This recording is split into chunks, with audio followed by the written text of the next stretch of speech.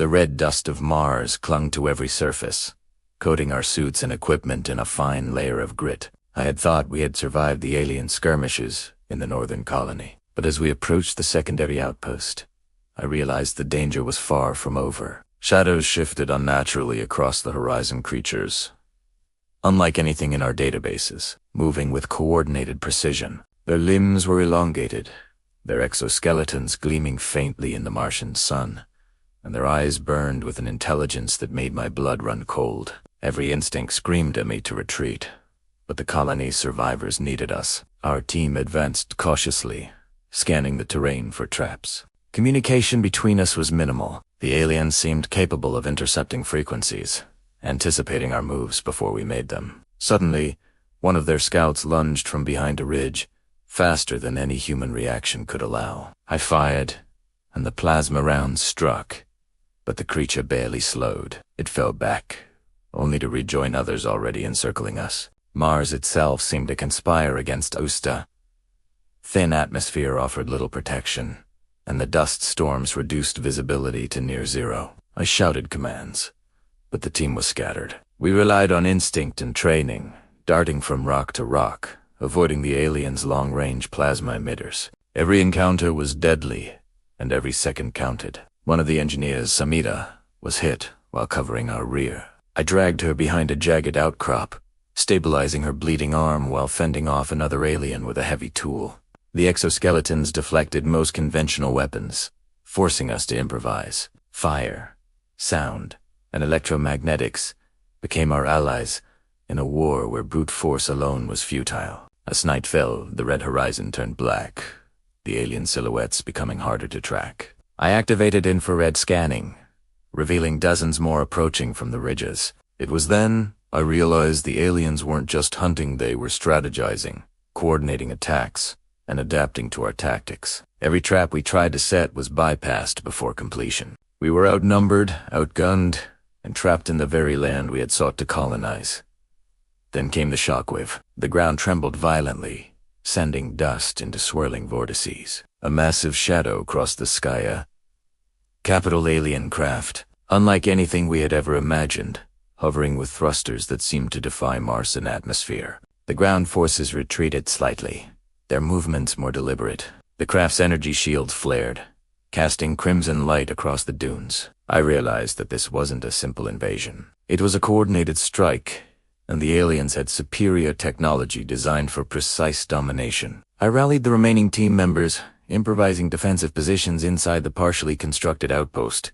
We used the Martian terrain to our advantage, creating narrow choke points that would limit the aliens' movement. Explosives were set on pre-calculated routes, ready to be detonated when the swarm advanced. The tension was suffocating, each second a potential death sentence. I could feel my pulse in my ears, but there was no time for fear. Survival demanded focus. As the first wave of aliens breached the outer perimeter, chaos erupted. Plasma beams scorched metal and stone.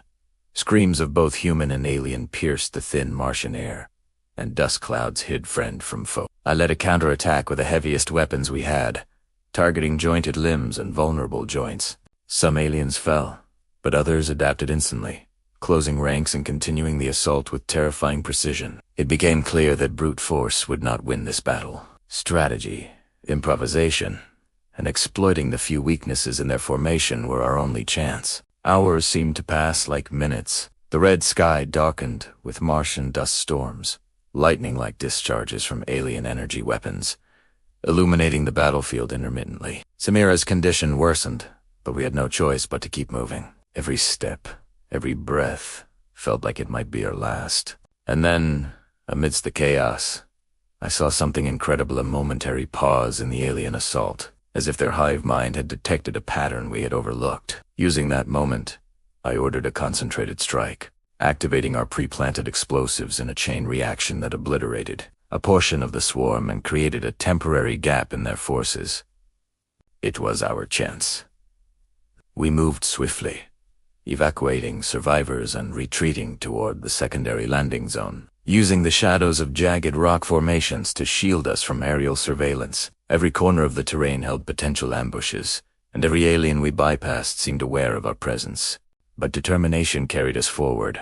Human ingenuity, adaptability, and sheer stubbornness kept us alive longer than anyone could have predicted. By dawn, the red horizon was streaked with smoke and fire. The alien capital craft had retreated, leaving behind smaller patrols, but the battle was far from over. We had survived the night, but at a terrible cost. Half of our team was wounded, critical supplies were depleted, and the aliens' intelligence remained a constant, ominous presence.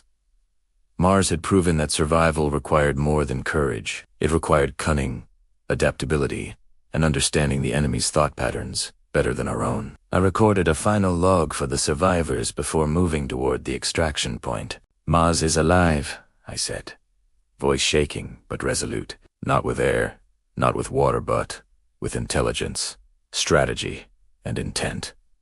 These creatures are not mindless. They're calculating, adaptive, and relentless. We survived, yes, but only because we understood, for a brief moment, how they think. The war has just begun." And as I looked back over the barren blood-red landscape, I realized that Mars was no longer a place to colonize. It was a battlefield, a sentient theater, and the humans who dared to set foot on it would have to evolve not just technologically, but mentally to survive the judgment of the alien species that had claimed it first.